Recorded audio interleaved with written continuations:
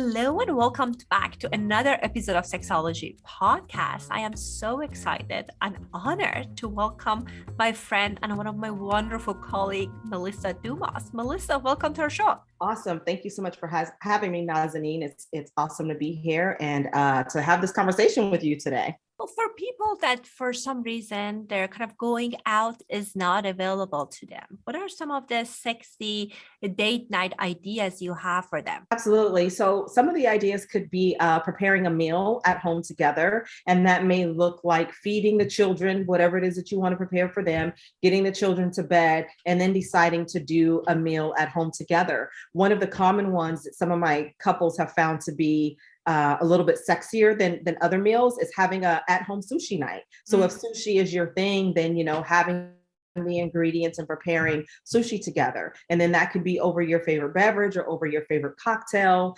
It could also be watching your favorite rom-com, if that's your thing, or your favorite romantic movie.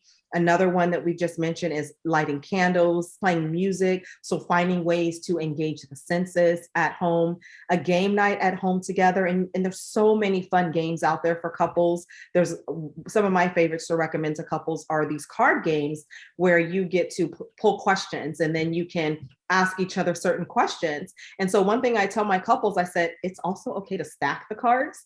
You can stack them so that you get to the good, hot and juicy questions right away, rather than hoping that you're going to get to that question. So one of you or both of you could, sneak into the card stack and just stack them. Another one is, I'm a big fan of offering up a wager, like, okay, we're going to play this game.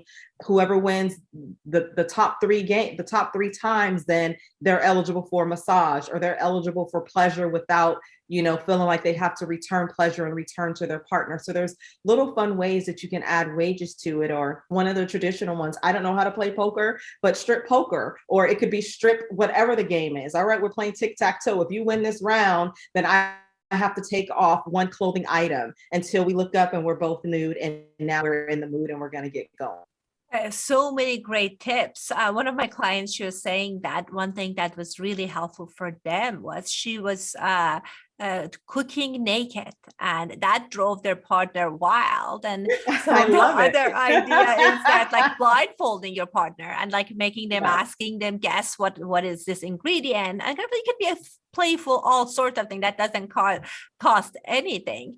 And sometimes people have different interests, so you can kind of take turns of this night is your night and the other night is mine. You were talking about playing cards, maybe because we're therapists. I personally love those cards.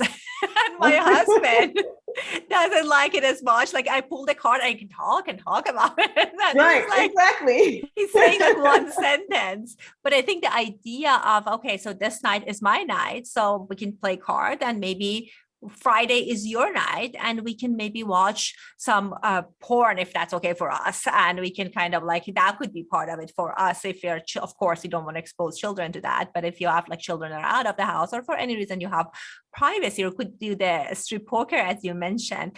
And what a hot idea of having this exchange, right? That like kind of having all sorts of fun sexual thing that you can do.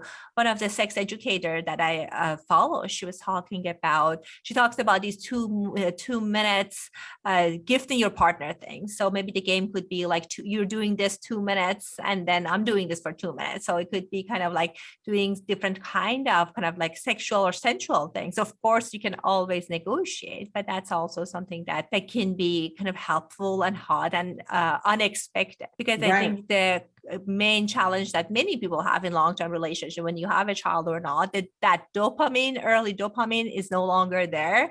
And sometimes people feel that's a death of the romance. But what I say is just a matter of it requires more intentionality. Right. Absolutely. It does. And even if you think about it from the perspective, if you are into fitness or working out, if you're consistently doing the same workout to the same muscle, the muscle's going to create memory. It's like, all right, I'm not responding to that anymore because I already know what that's about.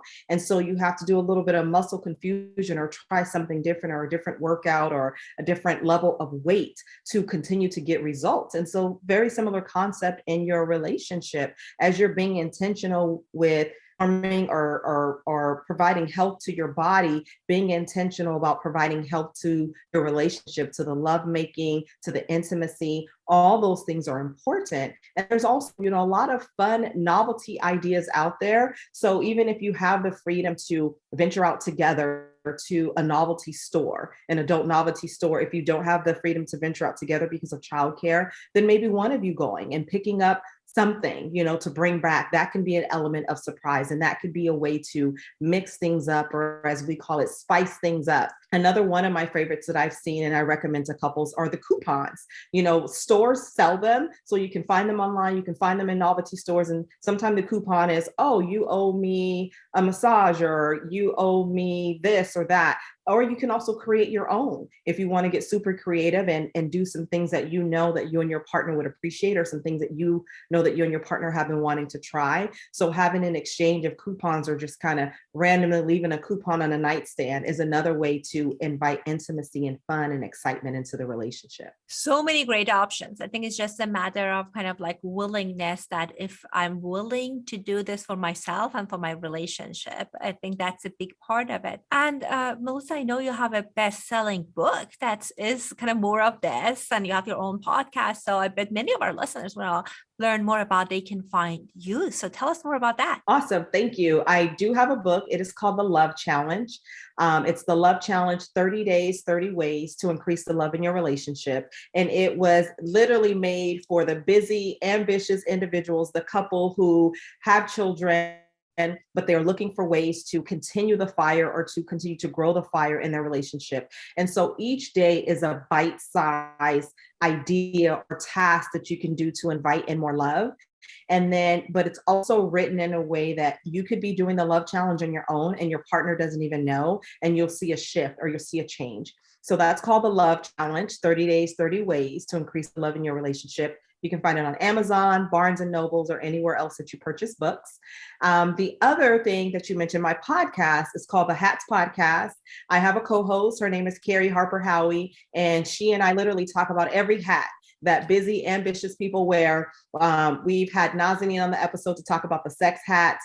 We've also had an episode recently where we talked about the networking hat, and we've talked about the mom hat, the wedding hat, the marriage hat. So many different hats, just to help to provide real tips and real life stories about all the ways that we show up in the world, and all the busyness, in that, and how to make time for ourselves, and pouring back into ourselves, and acknowledging that wearing all these different hats can be hard.